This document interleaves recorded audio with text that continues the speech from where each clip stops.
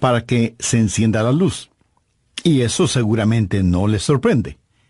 Ahora, si al accionar el interruptor nada sucede, usted nos dice, ajá, como lo sospeché, esta electricidad es un fracaso. No, usted no dice eso. Lo más seguro es que usted decida averiguar qué sucede. Pueden ser varias las causas por las que la luz no se enciende.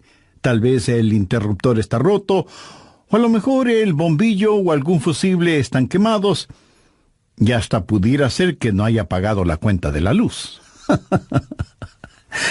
Usted no puede decir simplemente que la electricidad ha fallado, así que no debe sorprenderse cuando Dios contesta las oraciones. Deberá sorprenderse cuando no las contesta. Y nunca diga que la oración es una pérdida de tiempo. Usted puede decir, algo no está bien. ¿Por qué Dios no ha contestado mi oración? Bien, quiero compartir con usted 6 claves para la oración contestada. Y espero que las grabe en su corazón. Son sencillas, nada realmente nuevo, pero algo que necesitamos recordar en una forma más continua y metódica. Para que sus oraciones sean contestadas, primero, debe orar en el nombre de Jesús. Veamos Juan 14, los versos 3 y 14. Jesús dijo, y todo lo que pidiereis al Padre en mi nombre lo haré, para que el Padre sea glorificado en el Hijo. Dios quiere glorificar a su Hijo, el Señor Jesucristo, y esa es la razón por la que debemos orar en su nombre. Y Jesús ratifica esa realidad al decir, si algo pidiereis en mi nombre, yo lo haré. Ahora vayamos al capítulo 16, versos 23 y 24, en donde Jesús hace énfasis en el mismo asunto. En aquel día no me preguntaréis nada. De cierto os digo, que todo cuanto pidiereis al Padre en mi nombre, os lo dará. Hasta ahora nada habéis pedido en mi nombre. Pedid y recibiréis, para que vuestro gozo sea cumplido. Muéstreme una persona cuyas oraciones le son contestadas, y de seguro que esa persona está llena de gozo. Jesús también dijo en Juan 14:6, yo soy el camino y la verdad y la vida. Nadie viene al Padre sino por mí. Y esa es la verdad en cuanto a la oración. No hay forma de llegar a Dios el Padre sino únicamente por medio de su Hijo Jesucristo. Supongamos que usted se pierde buscando una dirección en un lugar que no conoce. Así que detiene a una persona en la calle para que le ayude, y esa persona le dice, vaya derecho 3 cuadras más, luego vire a la derecha, verá una casa blanca con una cerca de madera, entonces vire a la izquierda, y esa es una calle sin salida. Recorra 3 cuadras más, vire a la derecha, y usted le interrumpe y le dice, un momentito, por favor, no puedo recordar todo eso, déjeme anotarlo. Y la persona que le está dando las direcciones le dice, ¿sabe qué? Yo estoy yendo en la misma dirección, permítame guiarle. Usted únicamente sígame. Esa persona no solo le señala el camino, sino que, por así decirlo, se vuelve el camino. Jesús no indica el camino, Jesús es el camino hacia el Padre, y cuando usted ora en el nombre de Jesús, Él le lleva a la presencia del Padre. Anote Efesios 2:18. Porque por medio de Él los unos y los otros tenemos entrada por un mismo espíritu al Padre. ¿Qué significa orar en el nombre de Jesús? Significa orar con su autoridad. Cuando usted pone su firma en un cheque y se lo da a alguien, esa persona va al banco y lo efectiviza. El banco le entrega la cantidad de dinero estipulada en el cheque, porque ese cheque lleva su nombre, lleva su firma, y con su firma usted le autoriza al banco la entrega de ese dinero. Trate de ir a cualquier banco y hacer efectivo un cheque que no tiene ninguna firma, y le aseguro que estará metiéndose en profundos problemas. Cuando pedimos en el nombre de Jesús, no estamos simplemente rociando con algún polvito mágico oraciones al decir en el nombre de Jesús, abracadabra, que lo que he pedido se haga. No es así de ninguna manera. Orar en el nombre de Jesús significa, primero, obedecer su mandato. Segundo, hacer algo aprobado por Él. Tercero, saber que eso le dará honor y gloria a Él. Y cuarto, saber que el Padre será glorificado por lo que hacemos en el nombre de Jesús. Si usted ora sin usar el nombre de Jesús legítimamente, no tiene ninguna razón para esperar que su oración sea contestada.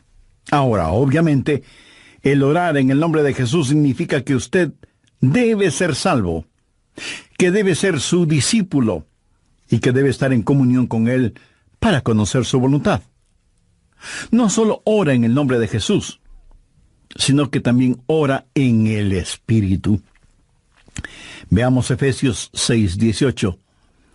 Orando en todo tiempo, con toda oración y súplica en el Espíritu, y velando en ello con toda perseverancia y súplica por todos los santos. Así como se debe orar en el nombre de Jesús, hay que orar en el Espíritu. Casi al final del Antiguo Testamento hay un versículo muy interesante. Busque Zacarías 12:10. Dios habla de lo que hará en los últimos días, cuando los judíos como nación vengan a Jesús. Y derramaré sobre la casa de David y sobre los moradores de Jerusalén espíritu de gracia y oración, y mirarán a mí, a quien traspasaron, y llorarán como se llora por hijo unigénito, afligiéndose por él como quien se aflige por el primogénito.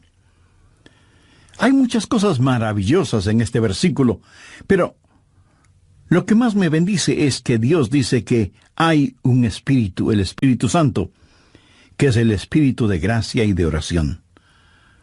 ¿Tiene usted dificultades al orar? ¿Sabe por qué? Porque no está lleno del Espíritu. Porque cuando lo esté, la alabanza y la oración fluirán de su Espíritu. Usted estará constantemente alabando a Dios y constantemente suplicando en oración.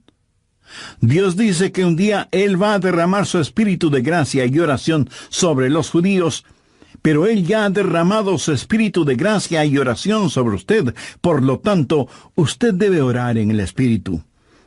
En la pequeña epístola de Judas, el verso 20, dice: «Pero vosotros, amados, edificando sobre vuestra santísima fe, orando en el Espíritu Santo».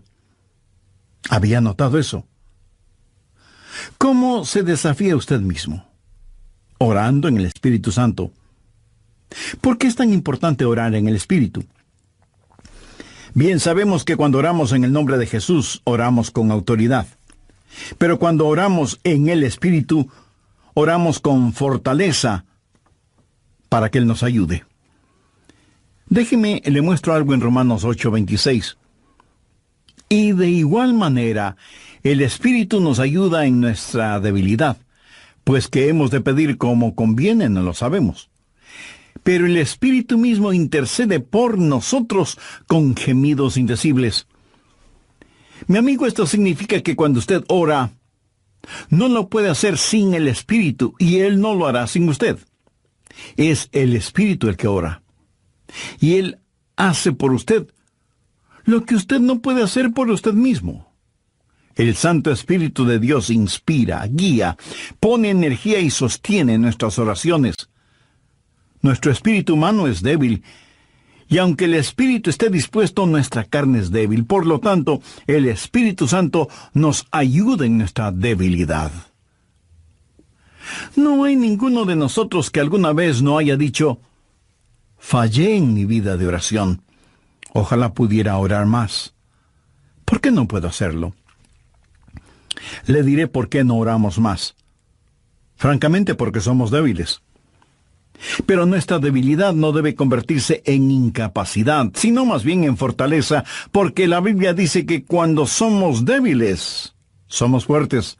Si aprendemos a depender en el Espíritu Santo, quien nos ayuda en nuestras debilidades, inspirándonos, guiándonos y capacitándonos.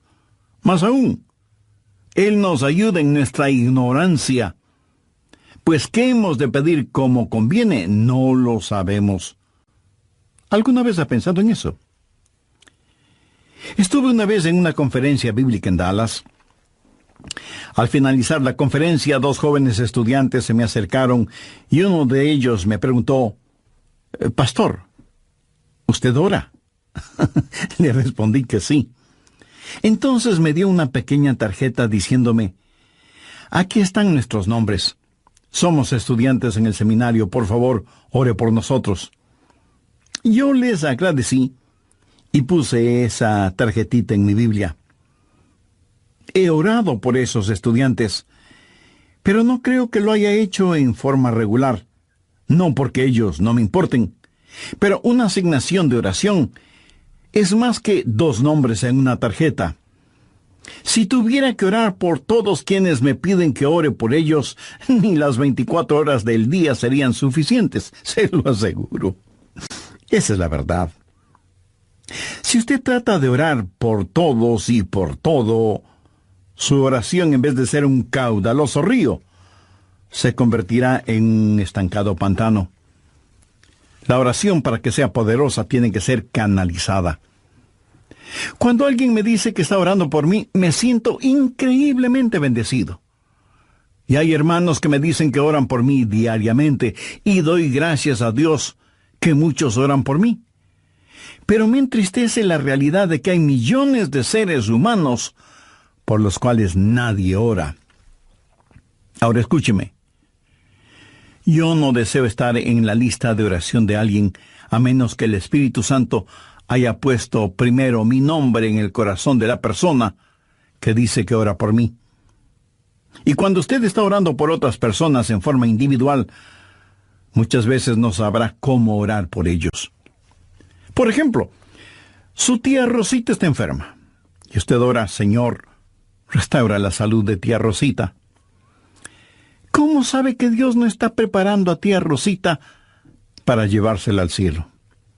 Y usted ora para que tía Rosita todavía se quede en la tierra, mientras que, de acuerdo a Juan 17:24, Jesús ora y dice, «Padre, aquellos que me has dado, quiero que estén donde yo estoy». ¿Dónde está Jesús? En el cielo. ¿Dónde está la tía Rosita? Todavía en la tierra. En las reuniones de oración, más se ora para que la gente sea sanada que lo que se ora para que la gente sea salvada. Parece que estamos más interesados en mantener a los salvos fuera del cielo que a los perdidos fuera del infierno. No sabemos orar como debemos orar. Cuando Saulo perseguía a los seguidores de Cristo, antes de que fuera el apóstol Pablo, me pregunto, ¿qué oraba la iglesia en relación con Saulo? Si yo hubiera vivido en esa época, seguro que hubiera orado, «Señor, mira cómo este Saulo nos persigue. Elimínalo, evapóralo, Señor, haz algo con él». Y ciertamente, Dios hizo algo con él, pero no precisamente como se lo pedimos. Dios lo transformó en el poderoso apóstol Pablo. A veces no sabemos ni lo que pedimos. Por eso el Espíritu Santo que intercede por nosotros dice, «Señor, esto es lo que Adrián está pidiendo, pero esto es lo que en realidad necesita». El Santo Espíritu de Dios nos ayuda en nuestras debilidades cuando nosotros no sabemos cómo orar, por qué orar, o cuando no tenemos la fortaleza, ni la energía, ni el deseo de orar.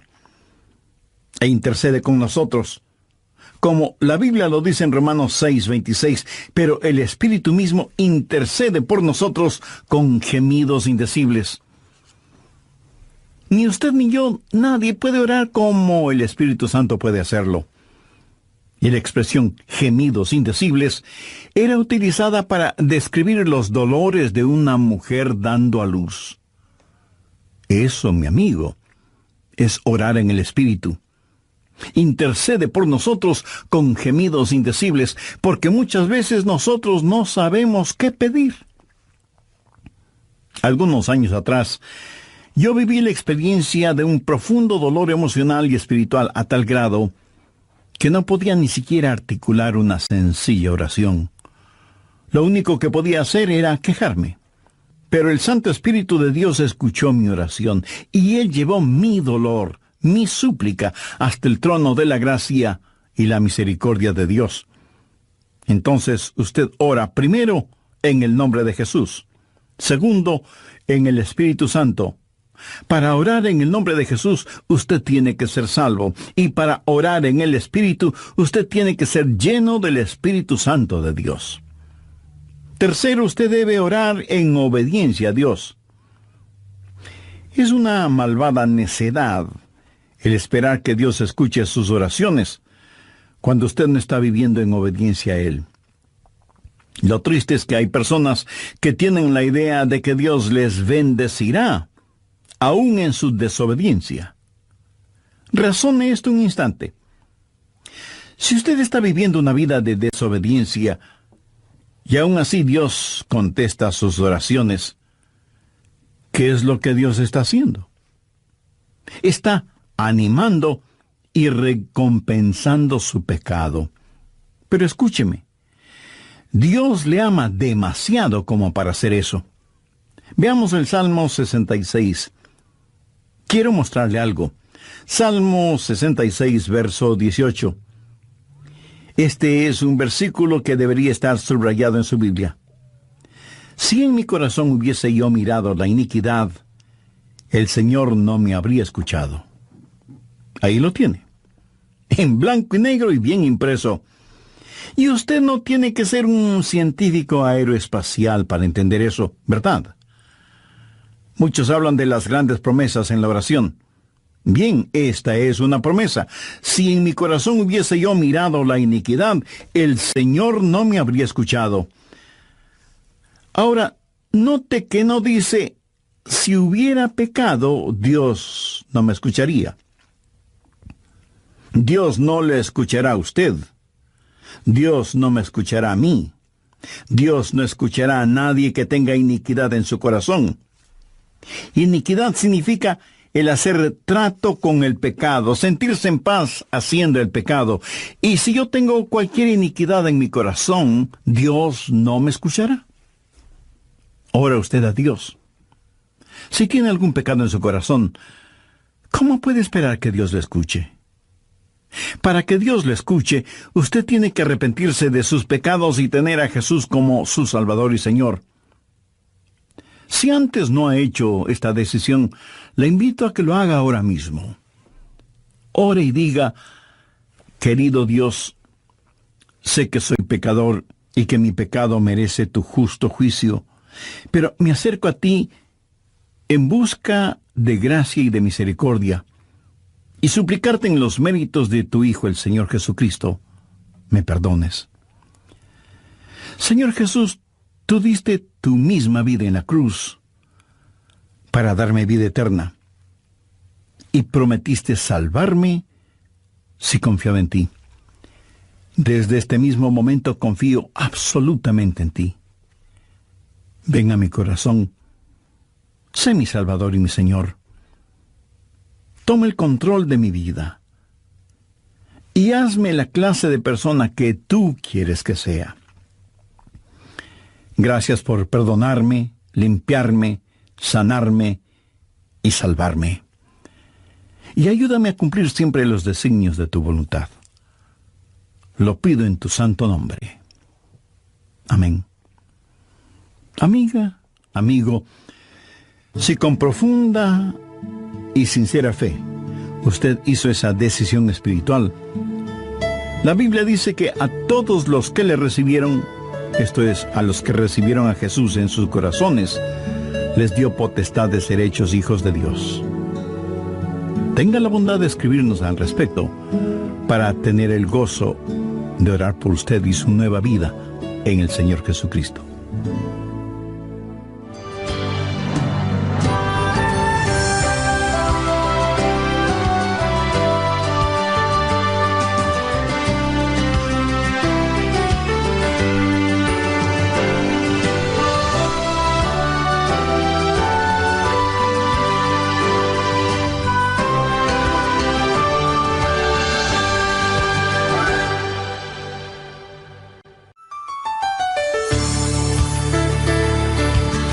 ¿Sabe usted cuál es la más grande barrera contra la oración?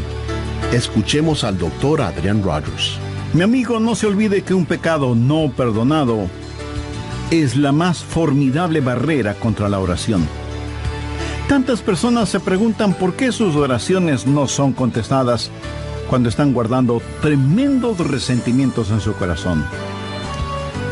Le pregunto, ¿ese resentimiento, ese enojo, vale la pena tenerlo? Lo que es peor, ¿vale la pena ir acumulándolo, guardándolo, hasta que por fin estalla, hiriendo no solo a quienes motivaron ese enojo, sino a usted mismo? La satisfacción carnal de guardar un resentimiento contra alguien no vale de ninguna manera la pena, porque impide que nuestras oraciones sean contestadas.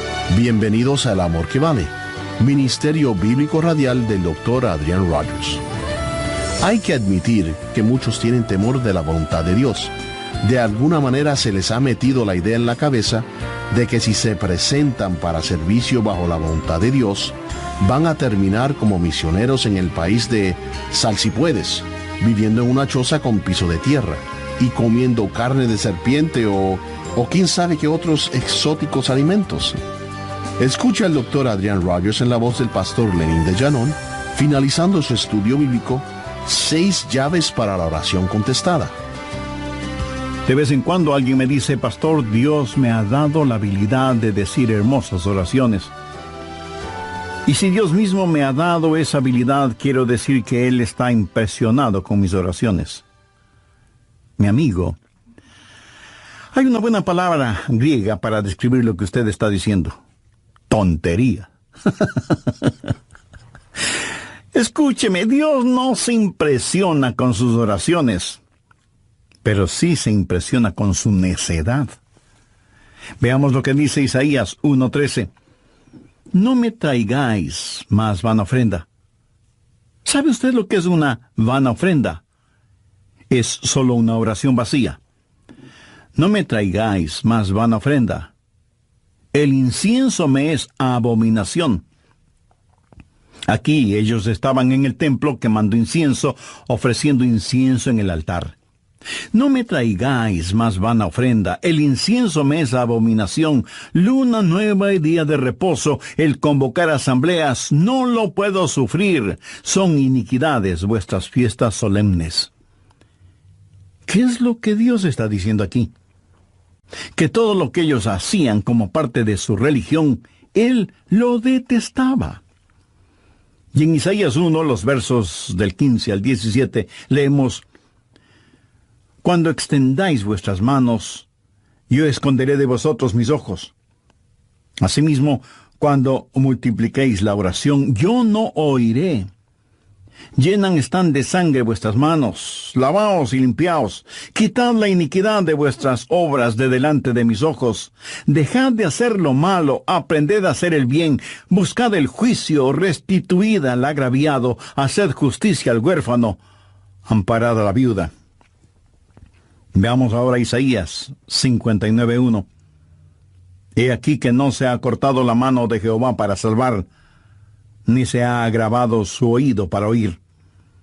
Dios no se ha vuelto manco ni sordo, pero vuestras iniquidades han hecho división entre vosotros y vuestro Dios, y vuestros pecados han hecho ocultar de vosotros su rostro para no oír. ¿Ha leído alguna vez algo del libro de Esdras?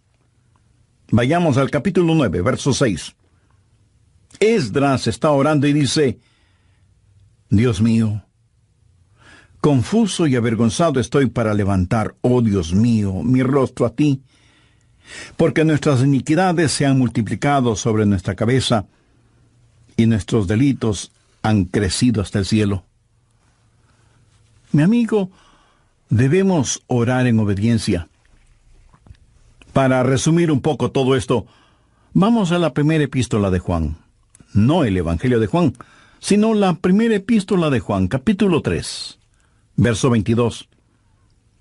Y cualquier cosa que pidiéramos, la recibiremos de Él, porque guardamos sus mandamientos y hacemos las cosas que son agradables delante de Él. Los rebeldes jamás verán sus oraciones contestadas. Déjeme retroceder un poco las páginas de la historia. ¿Recuerda cuando Israel había conquistado Jericó? Y tuvieron que pelear contra un pequeño pueblito. No era ninguna gran ciudad. Un pueblito llamado Ai. Apenas 3 letras, H-A-I, Ai. Y sin embargo, los israelitas tuvieron que huir, como se dice vulgarmente, con el rabo entre las piernas, ignominiosamente derrotados. Y Josué tiene que ir y postrarse delante de Dios y preguntarle cómo pudo permitir que tal cosa sucediera.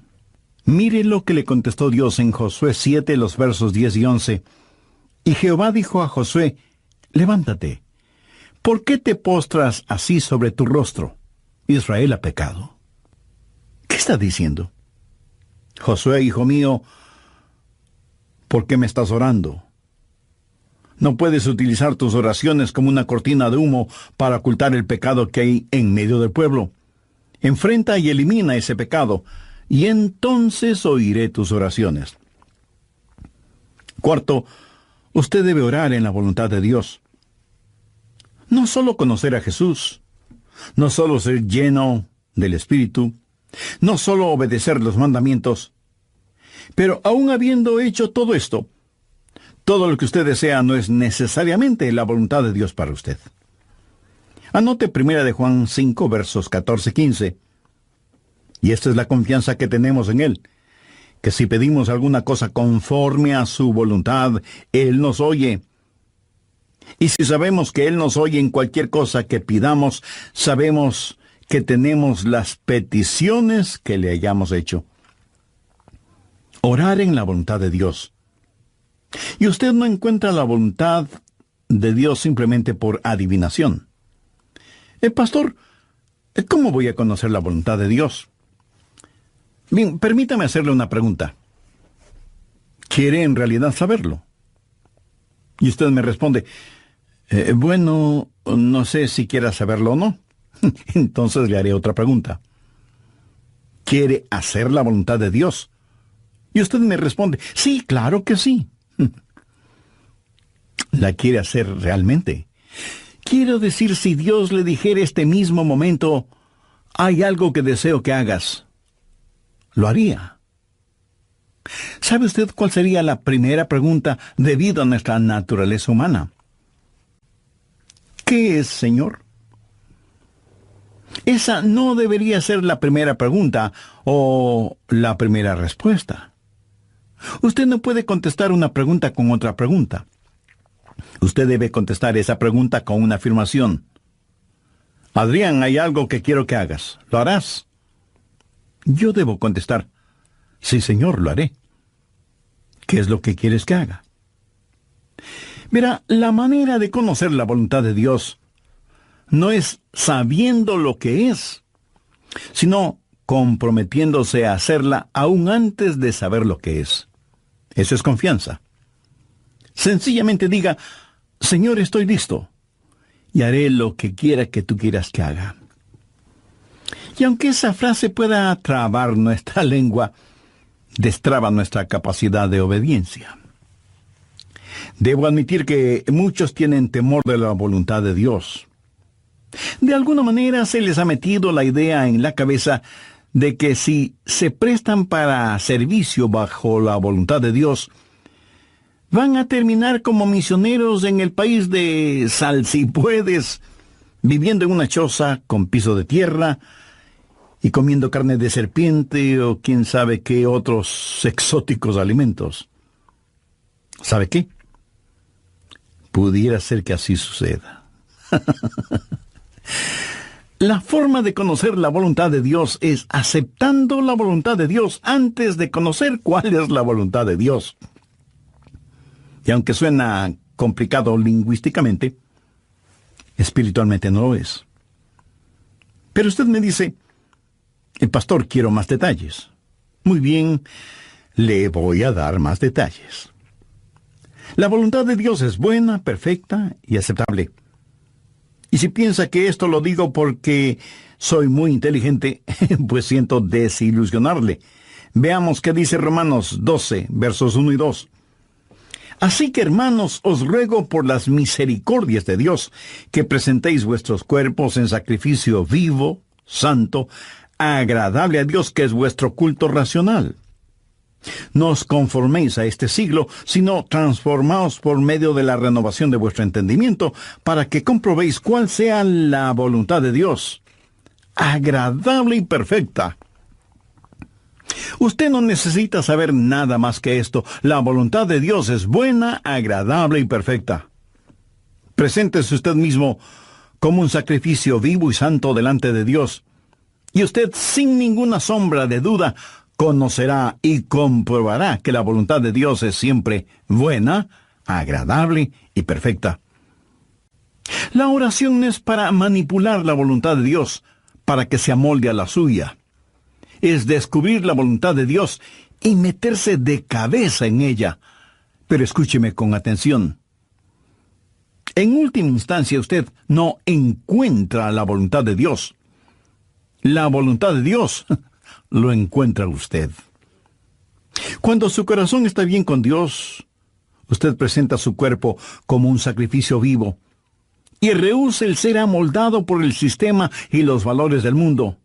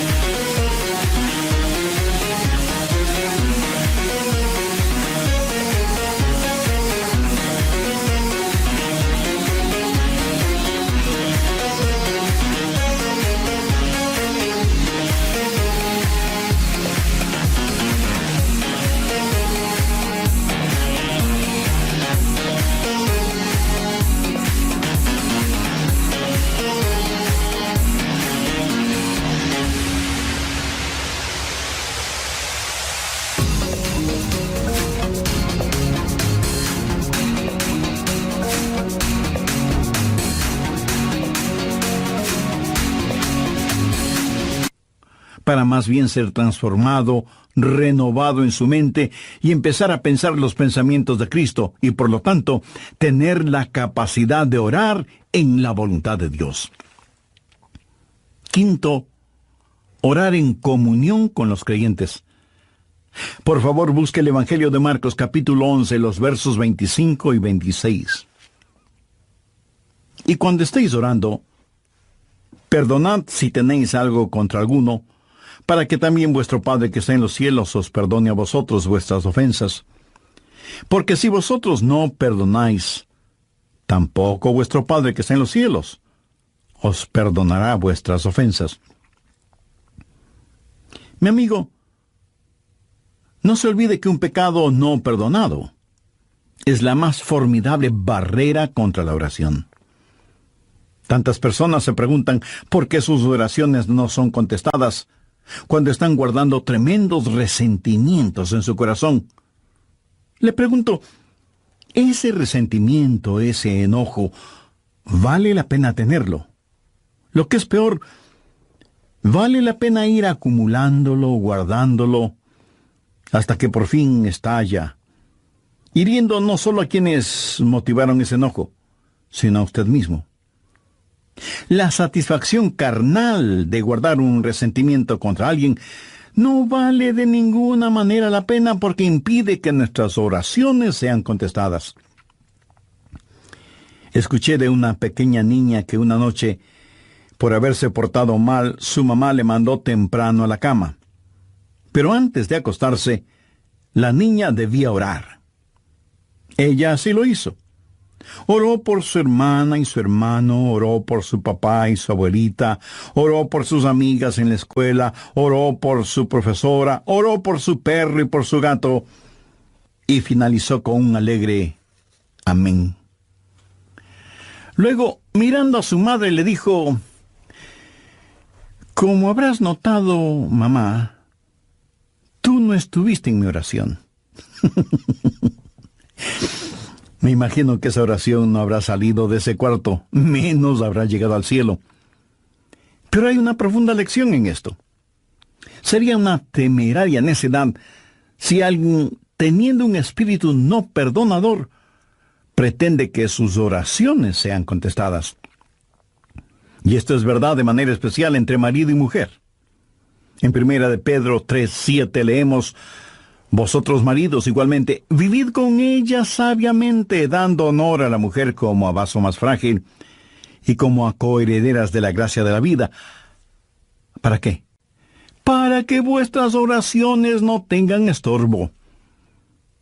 Muchos esposos y esposas, aun siendo creyentes, viven como perros y gatos, son como palo y piedra, y aún así se preguntan por qué sus oraciones no son contestadas. Sexto, usted debe orar en fe. En Mateo 21:22 leemos: y todo lo que pidiereis en oración, creyendo, lo recibiréis. Por favor, subraye en su Biblia la palabra creyendo. Ore creyendo, y todo vendrá. Ore dudando, y nada tendrá. ¿Alguna vez has dicho: Dios, yo creo, cuando en realidad no creía? Muchos piensan que el decir que creen les será contado como si en verdad creyeran. Estaban mintiendo, ellos lo sabían, y Dios también lo sabía. ¿Alguna vez ha orado sabiendo que Dios escuchaba sus oraciones y recibió una respuesta de Dios? Verá, la fe es también un regalo de Dios. La fe no es algo que usted guarde en su bolsillo o en su cartera para gastarla en cualquier cosa que se le antoje. Usted no puede tener fe para nada fuera de la voluntad de Dios, porque Dios no da fe para nada que esté fuera de su voluntad. Y usted no puede tener ninguna fe a menos que Dios se la dé. Y no faltará quien pregunte: ¿por qué no tengo más fe? Si usted pone en práctica lo que he compartido en este estudio bíblico, le puedo asegurar que descubrirá que la fe está ahí. Cuando usted ora en el nombre de Jesús, cuando usted ora en el Espíritu Santo, cuando usted ora en obediencia y en comunión, cuando ora en la voluntad de Dios, la fe está ahí. Pero si estos elementos espirituales no están ahí, tampoco estará la fe. Ustedes, esposos, han tenido alguna vez un argumento. Y si me dice que no, con toda mi cariñosa cortesía le diré que son mentirosos. Cuando marido y mujer tienen un argumento y no lo solucionan, y luego se arrodillan para orar por su hijito enfermo, ¿no se sienten espiritualmente enfermos? ¿No sienten que están actuando hipócritamente? Saben que sus oraciones no se elevarán ni un centímetro del piso y por lo tanto jamás llegarán al cielo. No tienen ninguna fe como para que sus oraciones sean contestadas. Cuando sus corazones sean justos, puros y limpios, y palpiten al mismo compás espiritual, entonces tendrán fe. Y al tener fe, esa fe será el combustible para transportar su oración hasta el trono de la gracia de Dios. Jorge Muller, de Bristol, Inglaterra, fue un gran siervo de Dios y un poderoso hombre de fe. Él tenía un diario personal en el cual anotaba todas las instancias de oraciones contestadas y llegó a registrar 25,000 oraciones contestadas, algunas de ellas increíblemente milagrosas, imposibles de explicarlas, aparte de la intervención de Dios. Alguna vez alguien le preguntó a George Mueller, ¿cuál es el secreto para que las oraciones sean contestadas? ¿Sabe cuál fue su respuesta? Tenga fe en Dios. Tenga fe en Dios. Ahora, yo no creo que él dijo tenga fe en Dios, sino que dijo tenga fe en Dios. Mira, en realidad no es una gran fe la que necesitamos, sino que necesitamos tener fe en un gran Dios. Fe no es solo un sentimiento positivo, ni el que usted se vuelva frenético o fanático, sino tener la absoluta confianza de que Dios hará lo que usted le ha pedido, si ese pedido está encuadrado dentro de los parámetros de la voluntad de Dios. Los discípulos le dijeron a Jesús, Señor, enséñanos a orar. Y ese debe ser nuestro pedido también, para que Dios nos ayude a ser hombres y mujeres de oración. Hay algo en nosotros que se resiste a orar. Preferimos ocuparnos en cualquier otra cosa en vez de orar. Y eso se debe a nuestra naturaleza carnal y pecaminosa. Por eso necesitamos la ayuda de Dios para que amemos de tal manera a Jesús y seamos llenos de su Espíritu Santo para que la oración fluya de nosotros en forma constante y que oremos siempre en el nombre del Señor Jesucristo. ¿Ha notado con qué facilidad podemos pasar horas haciendo deportes o realizando nuestros pasatiempos favoritos o simplemente mirando programas en la televisión? Pero ¿qué trabajo nos cuesta invertir unos minutos en la oración? La oración eficaz, mi estimado amigo, debe ser un acto intencional de nuestra voluntad. No debemos acercarnos al trono de la gracia en forma casual, sino en forma totalmente intencional. Seguramente entre quienes me escuchan habrá quienes, a pesar de ser religiosos, este asunto de la oración es muy secundario en sus vidas. Ahora, si usted aún no es salvo, mayor razón para que ore a Dios. Lo puede hacer este mismo momento diciendo con sus propias palabras algo como la siguiente oración. Dios eterno, reconozco que soy una persona que no me he acercado a ti en oración, sino en raras ocasiones. Reconozco también que soy pecador, que estoy perdido y que necesito ser salvo para tener la seguridad de ir al cielo cuando me llames a tu presencia.